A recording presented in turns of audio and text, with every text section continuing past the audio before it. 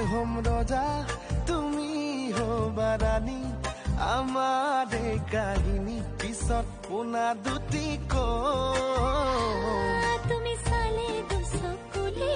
नामे बड़ो खाबो देवदास की तरह अफसोस वो करे तो तू हंस के इनोसेंट सी शक्ल बनाए क्यूटी पाई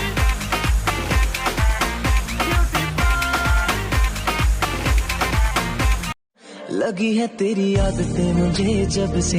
है तेरे बिन पल भी बरस लगते बुलावे तुझे यार आज मेरी गलियां बसाऊं तेरे संग मैं अलग दुनिया जो होवे तू उदास मुझे देख